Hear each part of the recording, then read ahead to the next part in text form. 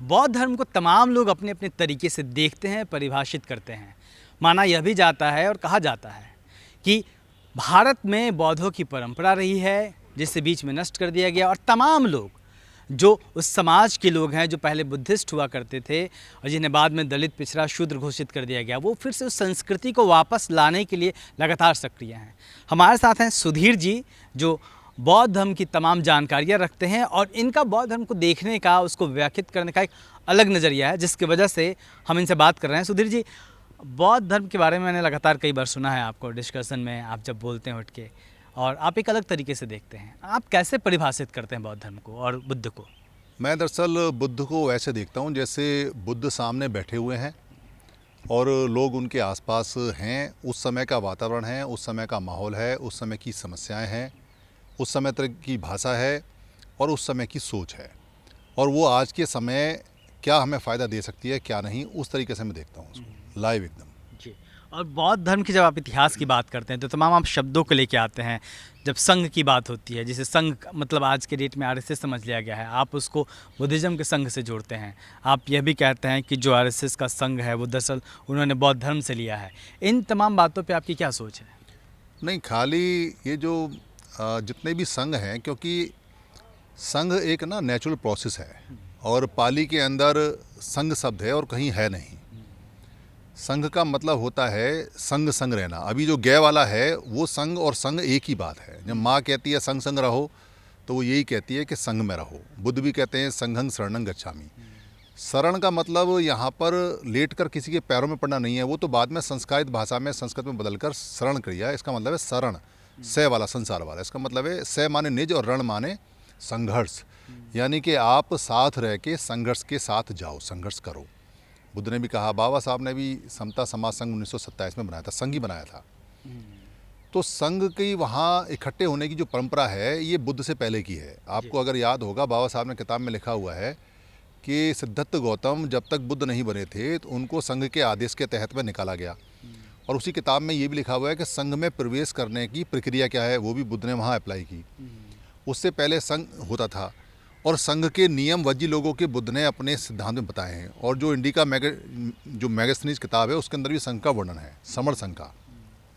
तो टोटल जितना भी संघ है वो प्रकृति से आया हुआ है। आपने देखा होगा कि जहाँ हम मनुष्य बने हैं बंदरों से, बंदर सारे संघ में आज भी रहते हैं, हम वहीं से संघ सीखे हैं। हमारे संघ के नियम हुआ करते थे बुद्ध से पहले, पर बुद्ध ने जो संघ बनाया ज्ञान प्राप्त करने के बाद, वो भिक्षुओं का बनाया, भिक्षुणी का बनाया और उनके जो उपासक और उपासिका थे उनका बनाया। पर हमारा समण लोगों का संघ बहुत पहले से चलता आ रहा है। वमण लोगों का उस समय तक नाम भी नहीं था। वमण माने, वम माने होता है विपरीत, विपरीत, सम माने समता वाले।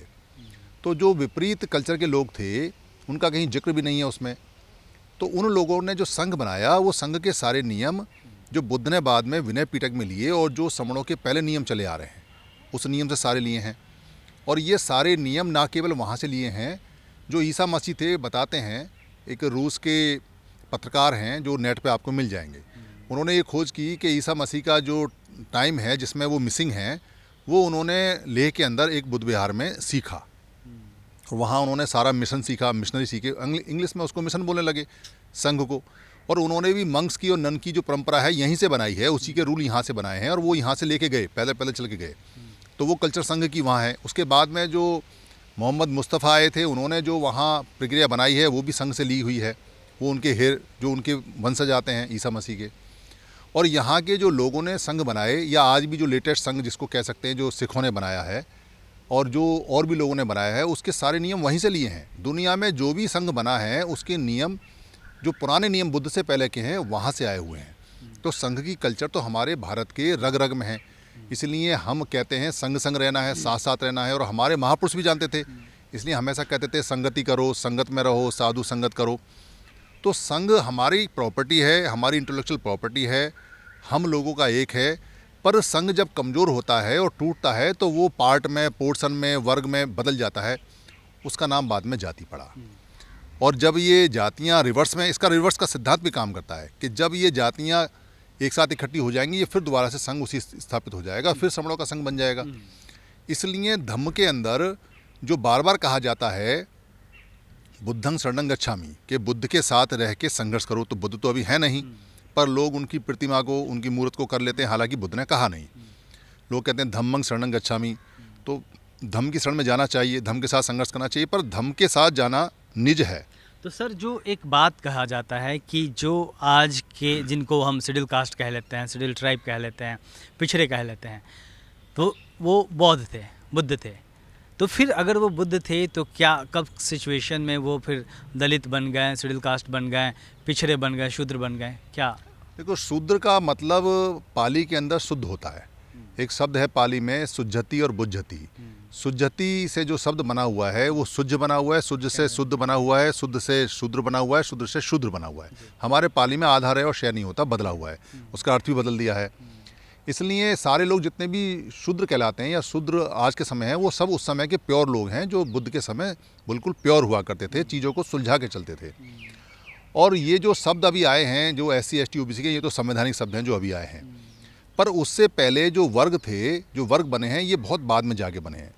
और जो क्षत्रिय बोला जाता है, छत्र बोला जाता है, ये हमारे लोग हैं। जिनके ऊपर छत होती है उनको क्षत्रिय बोलते हैं, और जिनके ऊपर छाता होता है उनको क्षत्रिय बोला जाता है। और जो खेतीय लोग हैं, जिनको खेतीय या क्षेत्रीय बोलते हैं, जिनके पास खेत थे उनको क्षेत्रीय बोलना लगे। भाषा बदल गई, इसलिए शब्द बदल गए, अर्थ बदल गए। वो लोग भी हमारे हैं। और जो व्यापारी लोग हैं उसमें दो तरह के लोग हैं, एक वमन लोग हैं, एक श्रमण लोग हैं। अधिकतर जो व्यापारी हैं वो श्रमण लोग हैं, उसमें वमन बहुत कम है, उनकी संख्या बड़ी कम रही है। ये जो सिस्टम बदला है, ये सिस्टम तब बदला जब संघ के नियमों को लोगों ने मानना कम कर दिया, और संघ के नियमों में जो असंघ के नियम थे, विपरीत नियम थे, वो उसमें एंटर कर गए। बुद्ध ने जो हम लोगों को नियम बताए संघ को मजबूत करने के, वो 5 नियम बताए। आपने शराब नहीं पीनी है, आपने नशा नहीं करना है, आपने हत्या नहीं करनी है, आपने चोरी नहीं करनी है, आपने व्यभिचार नहीं करना है, झूठ नहीं बोलना है। पर जैसे जैसे हम लोगों को ये बीमारियां दी गई हैं, शराब हमारी भारत की कल्चर नहीं है, व्यभिचार हमारी भारत का कल्चर नहीं है। पुराने साहित्य में कहीं भी व्यभिचार का जिक्र नहीं मिलता, ऐसे जिक्र नहीं मिलते कि जैसे आज के समय ये चल रहा है, या थोड़े दिन पहले से चल रहा है, या 400 साल से चल रहा है। तो वो जब जिक्र ही नहीं है तो वो बीमारियां नहीं थी। पर बुद्ध के समय जो थोड़ी बहुत बीमारियां आई, उसके लिए हमें उन्होंने 5 नियम दिए। उन 5 नियम पे चल के हमारा संघ 1600 साल चला है। और 1600 साल के बाद जब ये काल्पनिक ग्रंथ आए हैं, तब जाके हमारे सिस्टम के टुकड़े हुए हैं, और जिन सिस्टम को आज लोग जाति के नाम से जानते हैं।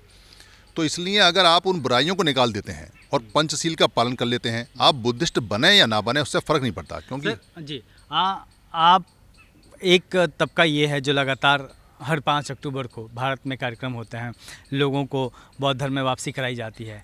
आपका तर्क रहता है कि वापसी काहे का, वो तो हम ऑलरेडी थे और अभी भी हैं, तो फिर वापसी की बात को आप खारिज करते हैं?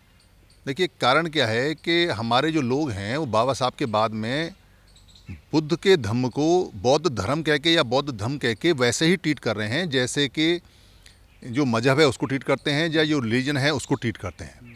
हमारा रिलीजन से या मजहब से कोई लेना देना नहीं है, और उसका कोई कंपैरिजन भी नहीं हो सकता। बुद्ध की फ़िलॉसफी का कहीं कोई मजहबीकरण या कोई गॉड का जो गॉडिफिकेशन है या किसी भी तरह से धर्म में बदलना नहीं हो सकता, रिलीजन में नहीं हो सकता। वो फ़िलॉसफी पूरी अलग है, उसमें ये चीज़ें हैं ही नहीं।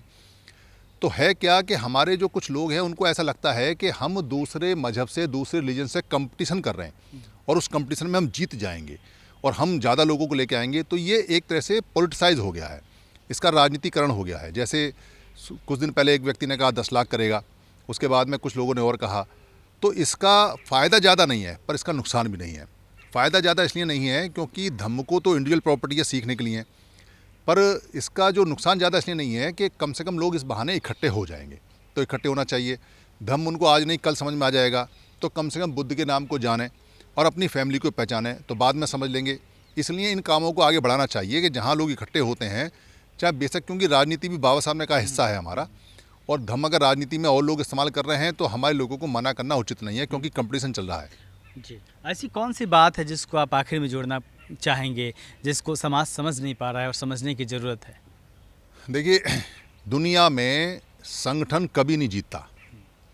हमारे 29 लाख संगठन हैं जो बाम से बोर कर किए, उन्होंने ये डाटा दिया हुआ है, ऑफिशियल डाटा उन्होंने दिया है। 29 लाख संगठन 70 साल से लगातार काम कर रहे हैं, अधिकार आने की बजाय, रुकने की बजाय, और चले गए। तो संगठन पूरी दुनिया में कभी क्रांति नहीं करते। ये बात अच्छी तरह से सबको बैठानी नहीं चाहिए कि संगठन एक छोटे सी एरिया के लिए, एक छोटी सी अप्रोच के लिए, एक छोटे से उद्देश्य के लिए, एक छोटे से काम के लिए होता है। अगर आपको राष्ट्र जोड़ना है, राष्ट्र का काम करना है, तो आपको पुराना सिस्टम जो संघ का है उसमें काम करना पड़ेगा और हर एक व्यक्ति को संघ में सेवा देनी पड़ेगी, संघ में आना पड़ेगा, संघ में काम करना पड़ेगा।